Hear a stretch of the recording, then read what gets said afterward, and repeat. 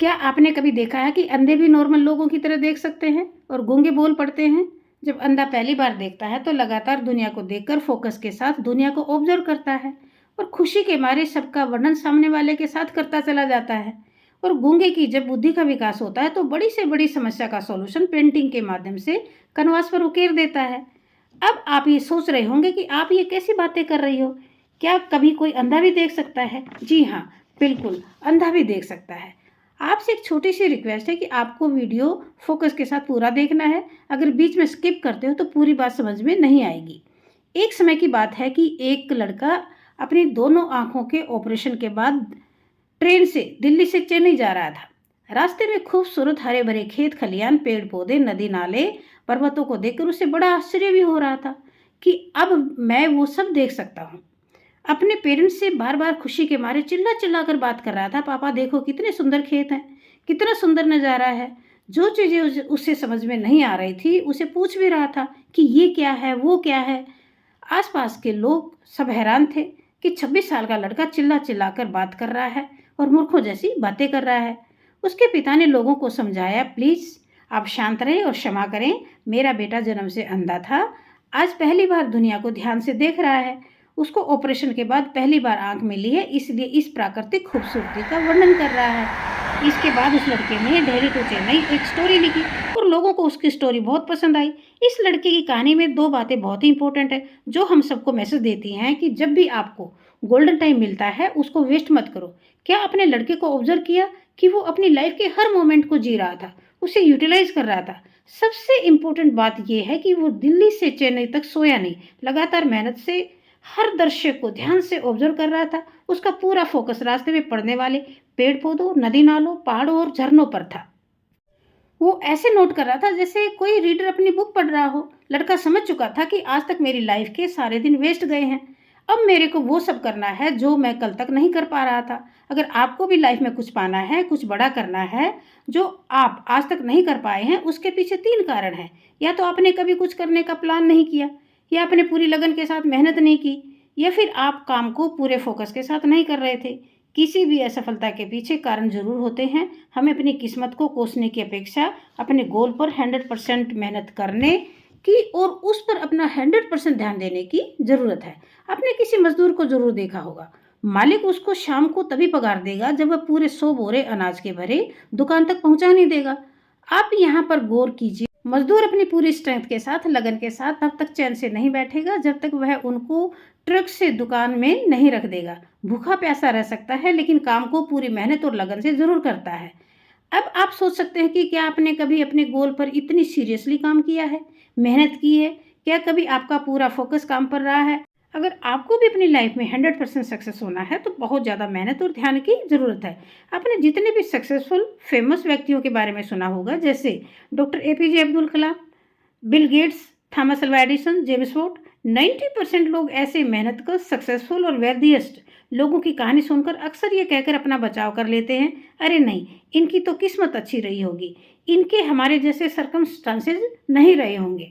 लेकिन सच्चाई कुछ और ही होती है और हमें से हर एक व्यक्ति अपनी कमजोरियों को जानता भी है। आपने लगातार मेहनत नहीं की होगी, सही समय पर सही दिशा में एक्शन नहीं लिया होगा, अपने काम पर पूरा फोकस नहीं किया होगा। 97% लोग आज अपने काम के दौरान अनलिमिटेड टाइम सोशल मीडिया को स्क्रॉल करते रहते हैं।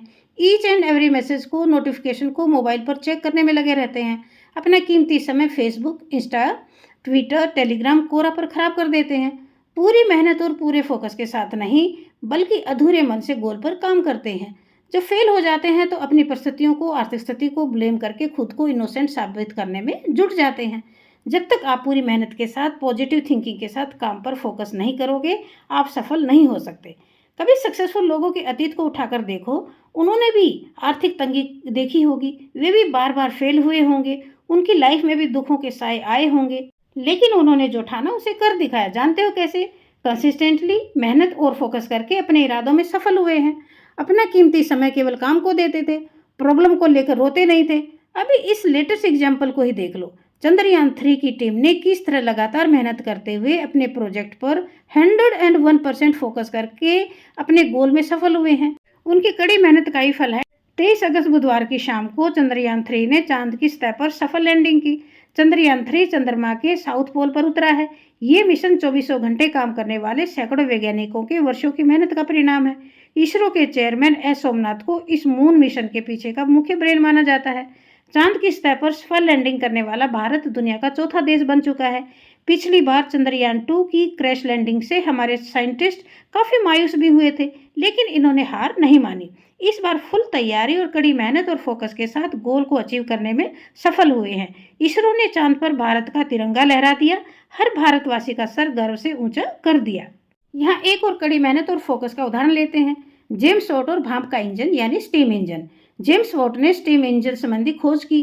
जेम्स वॉट को बचपन से हमेशा भाप की क्षमता जानने की उत्सुकता रहती थी। जेम्स वॉट ऐसे इंजन के निर्माण में लग गए जिसमें भाप की कम से कम खपत हो और बर्बादी न हो। एक के बाद एक, दूसरा, तीसरा, वह सैकड़ों प्रयोग करके देखते गए।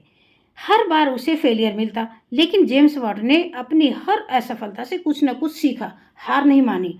लोगों ने उसका खूब मजाक भी उड़ाया, कैसा मूर्ख आदमी है जो ये सोचता है कि भाप से मशीनें चला सकता है। लेकिन जेम्स वॉट ने हार बिल्कुल नहीं मानी, हर बार पहले से अधिक मेहनत करता चला गया। कठोर परिश्रम और लगन के फलस्वरूप उन्होंने अपना पहला स्टीम इंजन बना लिया।